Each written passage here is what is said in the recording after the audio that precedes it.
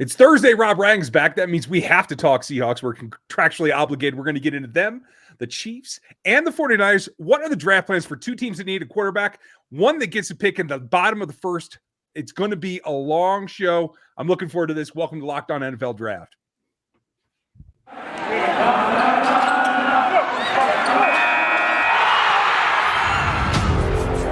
You are Locked On NFL Draft, your daily podcast covering the NFL Draft. Part of the Locked On Podcast Network, your team every day.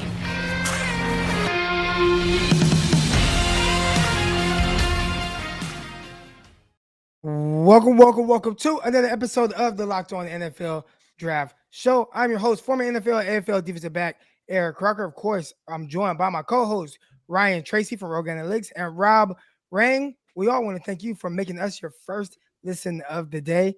I mean, it's the offseason now. This is the first time we've had a chance to talk to Rob Rang since the Super Bowl. So, good times. We get to talk about some draft plans for certain teams, and we will go more in depth with teams' draft plans throughout this offseason, especially once the combine starts to roll around. But we're going to kind of get a head start here with three teams that we are all very familiar with. Of course, Ryan Tracy covers the Kansas City Chiefs for Locked On Kansas City. Rob Rang with the Seahawks and myself with the 49ers. So we're going to get into the three teams first that we know best. Starting with Rob Rang and the Seattle Seahawks, a team that has been so good for so many years now, really since drafting Russell Wilson in the third round. And they've been one of the more consistent teams, continuously making the playoffs. They have multiple Super Bowl appearances. But now it looks like there's a little bit of trouble in paradise. Last offseason, there were rumors about Russell Wilson potentially wanting out. He ended up staying and playing. Those rumors started to kick back up again this offseason. DK Metcalf, he seems to be a little disgruntled. There was one conversation about him maybe saying play Geno Smith over Russell Wilson. There's a lot going on. We're going to find out within what's going on with that team. How can the draft help them? So, Rob Rang, first I got to ask you, what are they going to do at the quarterback situation? And is this potentially a sleeper team that might need a quarterback in the draft? Well, it could. Certainly, if they trade away Russell Wilson, then absolutely Seattle Seahawks are going to need, improvement at the quarterback position. But I just don't think that that's very likely to happen, guys. I think that, you look at Russell Wilson and you look at the different, teams out there in which that he could be traded. I saw John Schneider and Howie Roseman, the Philadelphia Eagles, have a little conversation there in Mobile, Alabama. And I didn't see any news come out of that where there was 3 first-round draft picks that were traded to the Seahawks for Russell Wilson. I don't expect that that's going to be the case. I think that Russell Wilson is going to be a member of the Seattle Seahawks in the 2022 season. I think that they are very much thinking that this is a team that at 7-10 is going to be playing a 4th place schedule, very similar to the San Francisco 49ers a year ago, a team that's much better than a 4th place schedule might suggest, and might be able to have a very similar kind of bounce right back up into the NFC playoffs, deep into the NFC playoffs. So I think that's what they're thinking, is that the quarterback is going to be available to them with Russell Wilson. But again, I mean, this is a team that has a little bit of issues with their salary cap. And if Russell Wilson wants to kind of rattle some cages and wants to get himself traded, then I think that's still a possibility. But I do expect that Seattle is going to have Russell Wilson at the helm and therefore be looking to complement him rather than potentially replace him. I teased that contractual thing at the beginning because we never talk about the Seahawks. I think the three of us kind of avoid the teams that we cover the most in part because we're always doing it. But this is one of the more intriguing teams because it really does set all the dominoes in place, what they do with the quarterback. And I'm very intrigued because I feel like the odd man out here not being in the NFC West. But from my perspective as the outsider, and now that we know that Sean McVay is going to retire at 27 and Aaron Donald's done and all this, like the bounce back is a real thing, I think, for both of your teams. And it comes down to if Russ is going to be in town, how can you support him the best? What do you do to change the dynamic that you've been stuck with the last 2 seasons? That's what it is in my mind. Crocker, what do you see from facing them all the time? I think that's spot on. Really, it's if Russell Wilson is going to be the guy, one, how do you make him happy? And two, how do you build around him a team that is just better? The Seahawks, and I hear you, Rob, and he said that they are a team that is better than fourth place schedule that they'll be playing this upcoming season. But I thought they were bad last year, and I thought the only reason why they were even serviceable had a lot to do with Russell Wilson and him be able to maybe pull a rabbit out of his ass a couple of times and pull out some wins. But I don't think that they were a very good team. So how do they get better, especially in the draft? Where do they need to get younger? They have some good players around there, but there's a weird dynamic with Adams. I really like Diggs. I think he's probably one of the most underrated safeties in the league. Do they have to get better at the cornerback position? Is edge rusher an issue? They've kind of struggled in the draft in recent years as far as having guys that really pan out. Maybe that's because they never have any first round picks and they trade those away. And so how do they get better through the draft? Well, that's something that John Schneider needs to be listening to our show a little bit, because they have struggled a little bit in the draft. You're absolutely right there. I think that the biggest thing is, again, just assuming that Russell Wilson is absolutely part of the team in 2022. Then the biggest thing is they have to figure out what they're doing in the secondary. They have to be able to figure out their pass rush, and they have to be able to figure out the center position specifically. They have a lot of free agents for a team that struggled a year ago. They were 7-10. They have 3 of their 4 defensive backs that are free agents here. You mentioned Quandre. You mentioned Jamal Adams. For one, he is the only guy who has actually signed to a long-term deal, a record-breaking deal at that. Quandre Diggs is a free agent. DJ Reed, former 49er, is a free agent. Sidney Jones, former Jacksonville Jaguar, former Philadelphia Eagle, is a free agent. That secondary actually played really well down the stretch once Seattle was able to get its pass rush kind of rolling here. And I mentioned the pass rush because that would arguably be their biggest area of concern. Darrell Taylor is a pretty solid young player. You see the flashes with him. He missed his entire rookie season with an injury. Then he played this past year. What was actually Seattle's arguably their most dynamic edge rusher off the edge, excuse me. But he has that burst. He has that bend. Carlos Dunlap, the old guy from the Cincinnati Bengals, was actually their most productive passer because he was on a torrid streak the last 5 weeks or so of the season when Seattle started to rush him rather than drop him back into coverage.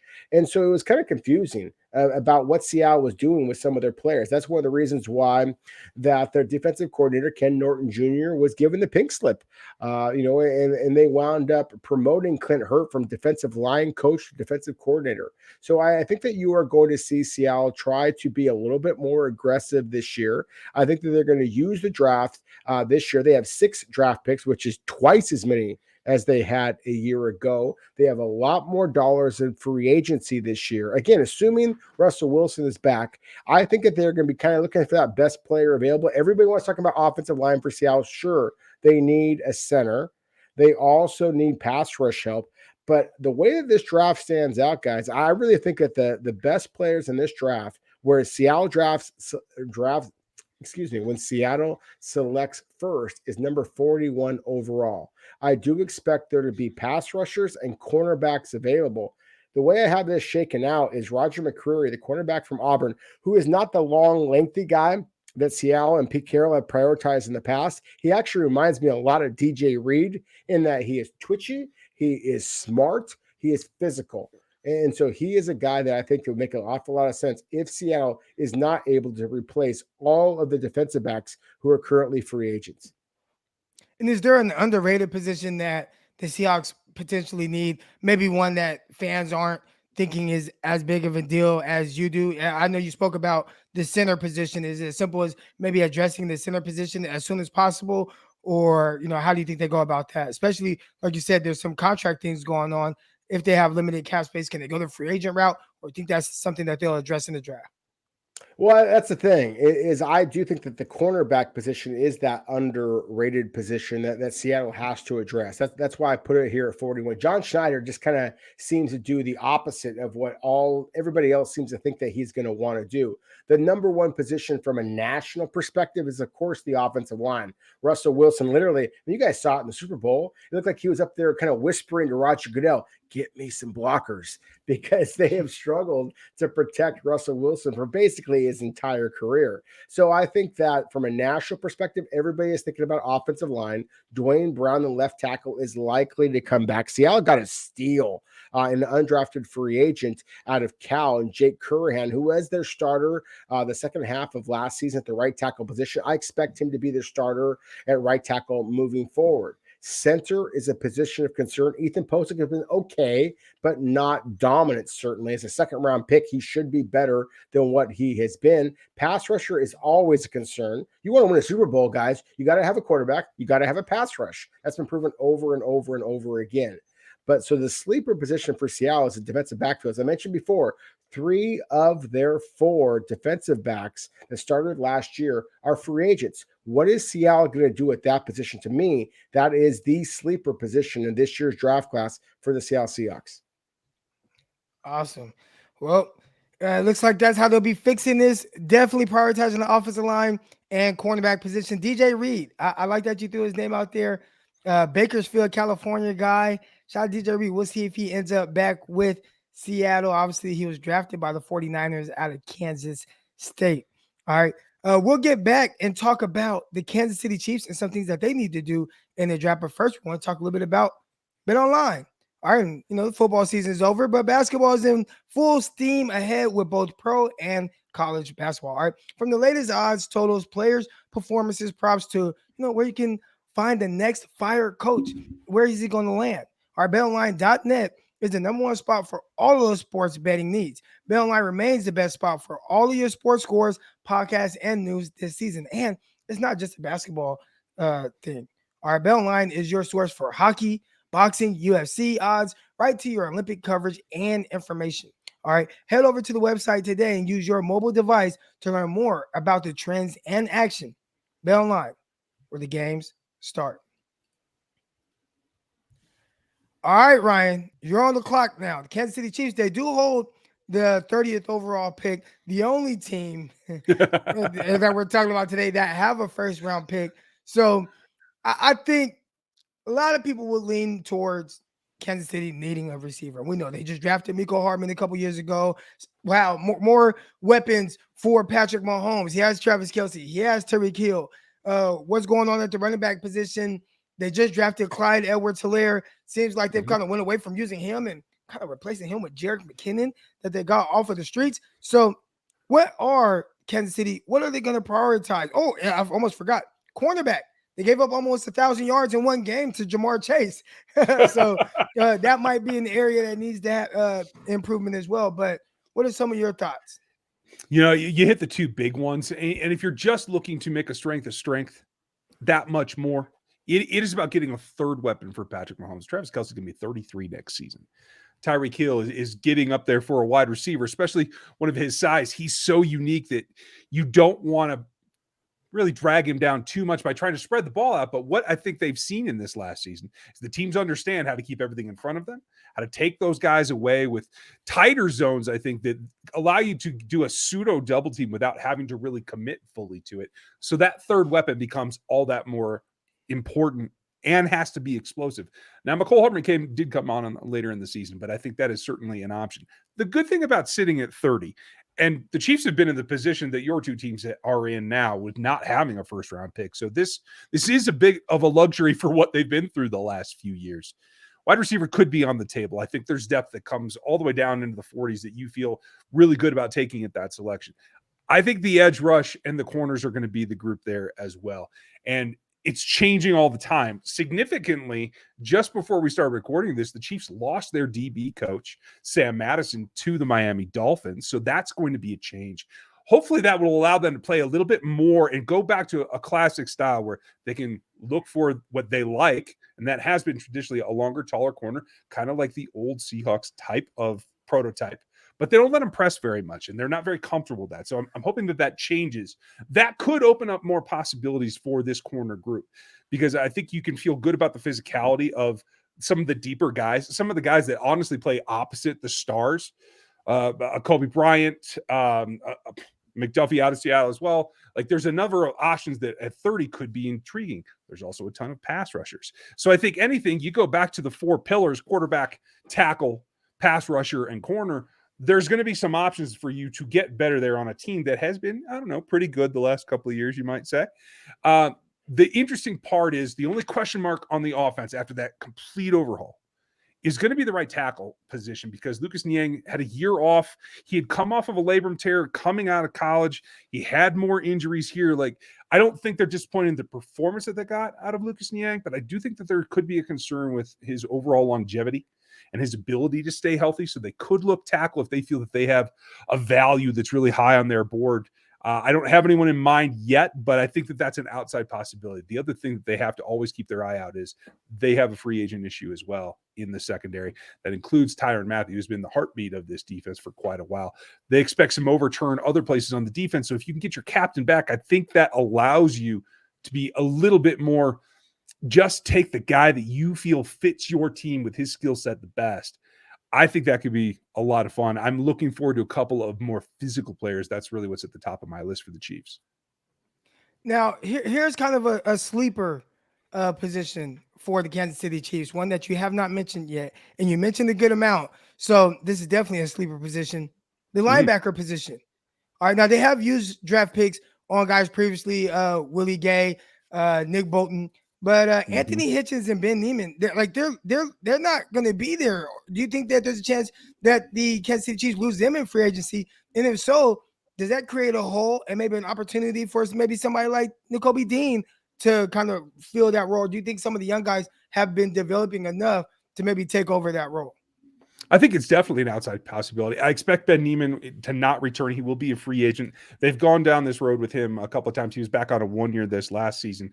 Anthony Hitchens, I think, has run his course in Kansas City, and they are going to move on from there. So that does open in the base somebody that you would hope can come in and play Sam, that can do a little drop down pass rush. A couple of guys in this class fit that maneuver. But at the end of the day, you brought Nick Bolton in to be your middle, to be your captain.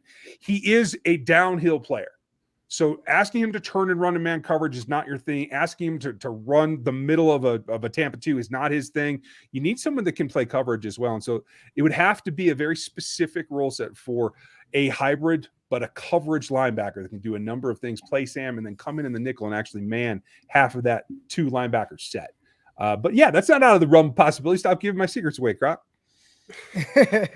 Yeah, I was looking at that and I'm like, man, that's interesting, looking at the free agent list and seeing some of those guys on there. And Kansas City, I know everyone always jumps to the offense and they want that high powered. And when you look at a quarterback like Patrick Mahomes, it's like, man, just give him more weapons, and they're throwing resources at the receiver position, and not just with Miko Hardman, but Sammy Watkins. They had him and they wanted him to kind of fill that role. They have Robinson, I believe they still have him. They've had guys that kind of filled in as guys like Pringle. And so they've gotten some help there, but do they want more? Do they want more of a guy that brings a little bit more dynamic? So let's say, hypothetically speaking, they do want to really address the receiver position and they're going all in. Is there someone that you think at 30 would be like just a terrific fit for what it is that Kansas City wants to do? I think there's 2 ways that they can go. They can either be typical of what they've been looking for. They were heavily in on Henry Ruggs a couple of years ago. If Jameson Williams were to fall there and you can put speed on top of Kelsey, I think they're going to be very happy with that. I don't think the injury is going to be a concern. But I also feel that there is a significant opportunity for them because of all the deep zone coverage that they're seeing, all the 7 and 8 man drops that they're getting, that they might want to go for somebody that can contest the ball, go up and get it for Patrick a little bit. And I have a feeling if somebody that's sizable, that maybe doesn't pan out in the top 15, maybe he does drop into the high 20s and they have to go get him, or maybe he does fall away at 30. If somebody that comes off an injury that might look like Drake London might fit there as well, that could be an option. I will tell you this, though, if you want to be really scared, let them address the edge in the first round. They could come back in the second or third and do something like, I think, one of your favorite players in Watson from North Dakota State, put him in that offense, that could be scary as well. So there are a lot of options for the Chiefs. 49er fans aren't going to want to hear that. And the 49ers, that is a team that we are getting into next, right after this break. All right, so I've been drilling y'all with questions. So the floor is yours to ask me questions about the San Francisco 49ers, who do not have a first-round pick. After you, Rob. All right. Well, one of the biggest things I want to know is that, what are you going to do on the defensive side of the ball? I mean, if you have an absolute terror in Nick Bosa, but, and Eric Armstead is a good player, but at the same time, I think that he flashes, and then you see the peaks and valleys. Do you think that in this draft class that has the edge rushers that it has, that there is likely to be somebody who's going to fall down into that second round when the 49ers are first on the clock? Do you think that the 49ers are going to be trying to prioritize one of those four pillars, as Ryan said it before, with an edge rusher? Or is this all about the offense, just trying to get an offense that's a little bit more consistent? Or actually going back to your position at the cornerback position, is that really what the 49ers need the most? Because from an outsider looking in, that certainly is one of the positions I have the biggest concern about. Yeah, well, I'll start with the secondary. And I think a lot of people, they look at the cornerback situation, they're like, 49ers have to go cornerback with their first pick in the second round, which was 61st overall pick. Now, that can change depending on what happens with Jimmy Garoppolo. Can they get a second round pick for him? And, that'll kind of, boost them up and probably give them a little bit more movement from that standpoint. But I think right now, the cornerback position actually would take a back seat, in my opinion, to safety position. You're losing a guy like Jaquiski Tartt. I think that's big. You have Jimmy Ward. He's getting a little bit older. He's terrific. He's very versatile. At some point, his kind of skill set is going to start to diminish a little bit because he's more of a coverage guy, more of a speed guy, and he does those things. They do a whole lot with him. How do they fix the Jaquiski Tartt role? Now, a lot of people will say, well, they just drafted Talanoa Hufanga out of USC.